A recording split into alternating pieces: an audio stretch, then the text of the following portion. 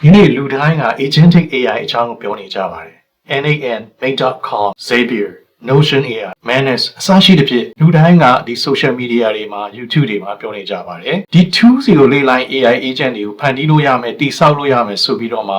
မာပြီးပြောနေကြတယ်လို့ပဲကျွန်တော်ပြောချင်တာတယ်ဒါရီ agentic AI မဟုတ်ပါဘူးတကယ်တော့ agentic AI ဆိုတာဘာလဲဘလို့တည်ဆောက်ရမလဲဘာတွေကိုလေ့လာဖို့လိုလဲဆိုတာကိုကျွန်တော်ရှင်းပြမှာဖြစ်တဲ့အတွက်ကြောင့်ဒီဗီဒီယိုအဆုံးထိကြည့်ပေးပါကဲဒါဆိုလို့ရှိရင် NAN, Mate.com, Zapier, Notion AI တို့ကဘာတွေလဲသူတို့တွေက automation tools တွေပဲဖြစ်ပါတယ်ခင်ဗျားတို့သတ်မှတ်ထားပေးတဲ့ rules တွေကိုပေးလိုက်သူကလုပ်ပေးလိုက်မယ် if this happen then do this ဒါမျိုးပါပဲအခါလေးကြားလို့ရှိရင် workflow management automation tools တွေကိုလည်းပြီးတော့ LLM တော့ခေါ်ခိုင်းလို့ရရရှင်နဲ့ခေါ်ပြီးတော့မှ chatbot တွေကိုအမေးဖြေလုပ်ခိုင်းတာကလည်းပဲ autonomous agent မဟုတ်သေးပါဘူးသူတို့မှာ reasoning မရှိဘူး decision making လုံးဝမရှိပါဘူး unexpected ဖြစ်လာတဲ့အခြေအနေတစ်ခုကြုံလာလို့ရှိရင်မှာသူတို့ breakdown ဖြစ်သွားနိုင်ပါတယ်ဒီလို breakdown ဖြစ်လို့ရှိရင်အရန်များလာလို့ရှိရင်ဥပမာ NAN လောက်ထားလို့ရှိရင်အရန်ရှုပ်လာလို့ရှိရင် spaghetti ခုတ်လို့ဖြစ်ပြီးတော့မှ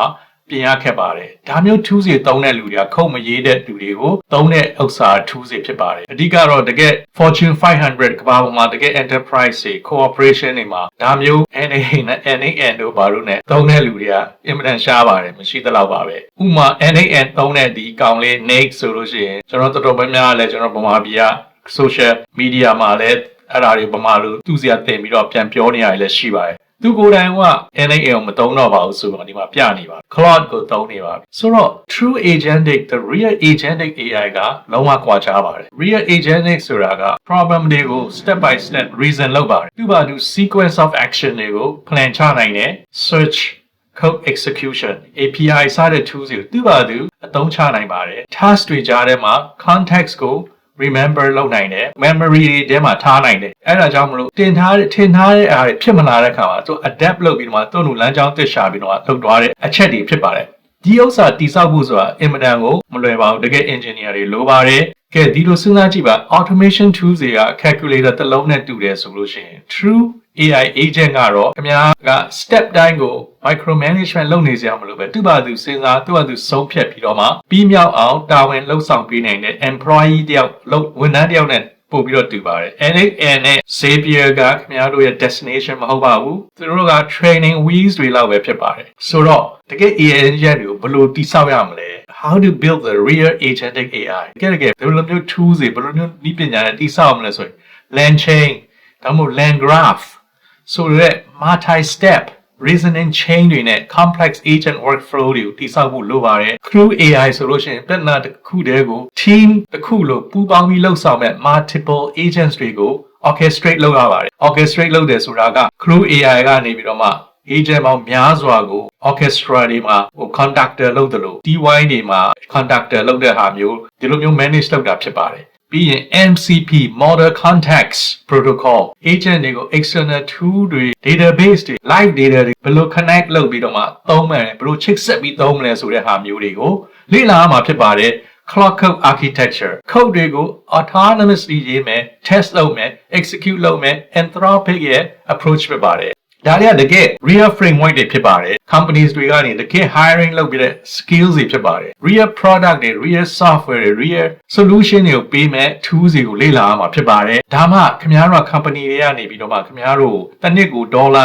2သိန်း3သိန်းပေးမှာဖြစ်ပါတယ်ခုနပြောတဲ့ NAN တို့ Mate.com တို့ Zapier တို့ Notion တို့ရေးတဲ့ဥစ္စာတွေကခင်ဗျားတို့တစ်လကိုဒေါ်လာ1သိန်း2သိန်း3သိန်းပေးဖို့မပြောနဲ့ဒါတောင်းတစ်ပတ်နှစ်ပတ်လေ့လာပြီးတော့မှအင်္ဂလိပ်စာဖတ်တတ်တဲ့လူတိုင်းလုံနိုင်တဲ့ဥစ္စာမျိုးဖြစ်တဲ့အတွက်ကြောင့်အဲ့ဒါတွေကိုအချိန်မကုန်ပါနဲ့လို့ကျွန်တော်သတင်းပါပြရစီ။ Okay ဒါတွေကတကယ် framework တွေဖြစ်တဲ့အတွက်ကြောင့်မလို့ဒီလိုမျိုးအရာတွေကိုနားလည်ဖို့ဆိုတာကျွန်တော်အင်္ဂလိပ်စာဖတ်နိုင်ဖို့လိုပါတယ်အင်္ဂလိပ်စာနဲ့ရေးထားတဲ့ research paper တွေ API reference တွေ architecture guide GitHub repository တွေကခင်ဗျားတို့ရဲ့ technical English အားနည်းနေမယ်ဆိုရင်ဒါတွေကိုလေ့လာဖို့မဖြစ်နိုင်ပါဘူး land graph paper တစ်ခုကိုဖတ်နိုင်တဲ့လူ MCP architecture document ကိုနားလည်တဲ့လူ Crew AI tutorial ကိုမျက်စိမလဲပဲနဲ့လိုက်လုပ်နိုင်တဲ့လူအဲ့ဒီလူတွေက irreplaceable ဖြစ်ပါတယ်အစားထိုးလို့မရပါဘူး agentic AI revolution က real ဖြစ်ပါတယ်ဒါပေမဲ့ဒီအခြေအနေမှာအကျိုးမြတ်ရဖို့ဆိုရင်ခင်ဗျားတို့က foundation ကိုရှိထားဖို့လိုပါတယ်အဲ့ဒီ foundation ကဘာလဲဆိုတော့ အရင်ဆုံးဒီနည်းပညာအခက်အခဲတွေတော့သွားမယ်ဖြစ်တဲ့ကြောင့် technical English ကိုအခြေခံပိုင်မှရမှာဖြစ်ပါတယ်ဒါကြောင့်မလို့ကျွန်တော်က Technical English for AI and IT ဆိုတဲ့ online အတန်းကိုစတင်ပါတယ် February 15 ရက်နေ့မှာ batch 1ကိုကျွန်တော်သင်ခဲ့ပြီးပါပြီဒီတဲ့နိုင်ရဲ့ပထမအသုတ်ကိုတက်ရောက်ပြီးတဲ့လူတွေရဲ့သူတို့ရဲ့ရလဒ်ကိုကြည့်အောင်ကျွန်တော်နာမည်ကတော့ကိုနိုင်လေးဖြစ်ပါလေကျွန်တော်ဒီ Technical English for AI and IT by Simon Tuda ဆိုတဲ့ဇွန်သင်တန်းလေးကိုကျွန်တော်တက်ရောက်ခဲ့ပါတယ်ဒီသင်တန်းကြောင့်ကျွန်တော်အခုအင်္ဂလိပ် content တွေကိုလေ့လာရတဲ့အချိန်မှာပို့ပြီးတော့လွယ်ကူလာတယ်အထူးသဖြင့် YouTube tutorial နဲ့ဒီ text documentation ကိုဆက်လက်နေပို့ပြီးတော့လုပ်လာနိုင်တာကိုကျွန်တော်တွေ့ရှိရပါတယ်အဲဒါကြောင့်မလို့ AI နဲ့ IT ကိုလေ့လာနေတဲ့သူတွေအတွက်ဒီ Technical English for AI and IT by Simon Tuda ရဲ့ဇွန်သင်တန်းလေးကိုကျွန်တော်အထူးပဲချန်ပြုလိုပါတယ်အားလုံးပဲကျေးဇူးတင်ပါတယ်ခင်ဗျာAI ပညာကိုကောင်းကောင်းအသုံးချနိုင်ဖို့အတွက် Pro တွေကိုစနစ်တကျရည်တက်ဖို့လိုလာပါတယ်ဒါကြောင့်ကျွန်တော်ကဆရာ Simon Tuda ရဲ့ Technical for English AI and IT Passion သင်တန်းကိုတက်ရောက်ခဲ့ပါတယ်သင်တန်းပြီးတော့တဲ့အခါမှာအင်္ဂလိပ်လိုနဲ့ share လေးလုပ်ထားတဲ့ YouTube video တွေ seminar တွေ conference တွေကိုလေ့လာရတာပို့ပြီးတော့လွယ်ကူလာပါတယ်ဒါကြောင့်ဆရာ Simon Tuda ရဲ့နောက်ထပ်ဖွင့်လှစ်မဲ့သင်တန်းတွေကိုသိရှိနိုင်ဖို့အတွက်ဒီပညာတွေ share လေးလုပ်ပေးနေတဲ့ Simon Tuda YouTube channel ကို subscribe လုပ်ထားပေးဖို့တင်ကောင်းလေးမျှဝေပေးချင်ပါတယ် testimony ရေးလာတဲ့ကျောင်းသားတွေရဲ့တယောက်ချင်းစီရဲ့ရေးသားချက်ကိုနည်းနည်းဖတ်ကြည့်ရအောင်စင်ကာပူမှာရှိတဲ့ကို Alex အောင်ရဲ့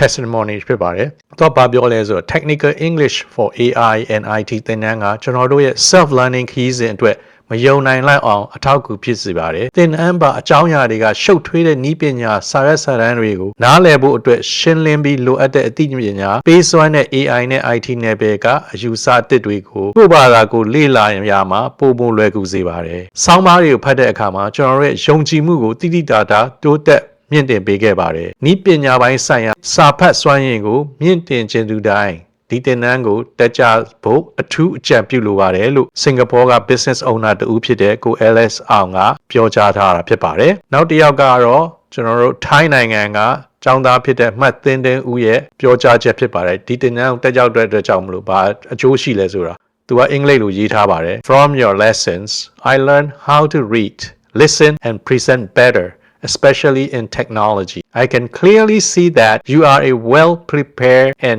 dedicated teacher. I also really enjoyed the guest speaker session with Mr. Corner and the 2-minute presentation. It was my first experience and I enjoyed it a lot. Joining your class is one of the best decisions I made in 2026. It was absolutely worth it. If I could rate you, I gave you 10 out of 10. Thank you, Mathinden U.from Thailand နောက်တစ်ယောက်ကဗမာပြည်ကကိုစိန်သူဖြစ်ပါတယ်သူကတော့ဆရာ Simon Tuda ရဲ့ Technical English for AI and IT သင်တန်းတက်ပြီးကျွန်တော်ရဲ့ AI နဲ့ English စွမ်းရည်များစွာတိုးတက်လာသည့်အပြင်ဆရာရဲ့အရေးသွေးပြည့်တဲ့တင်ယိုးညွှန်းနှန်းတွေနဲ့အတူတင်နန်းသားတူးချင်းစီလိုက် Gute site တင်ကြားမိဘူးကြောင့် AI နဲ့ IT နဲ့ပဲအပေါ်ကျွန်တော်ရဲ့လေ့လာတင်ယူမှုများစွာတိုးတက်ခဲ့ပါတယ်လို့ရေးသားခဲ့ပါတယ်ဒါကြောင့်မလို့ဒုတိယအသုတ်အနေနဲ့ batch second batch ကို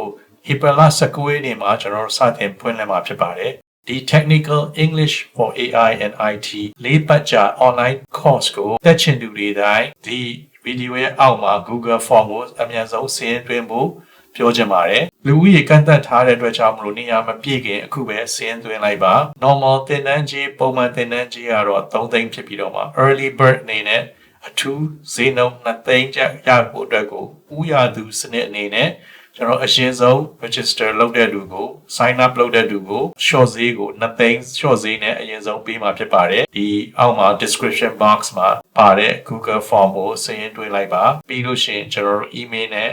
ကျွန်တော်တင်တဲ့အသေးစိတ်ကိုထပ်မံပြောကြပါမယ်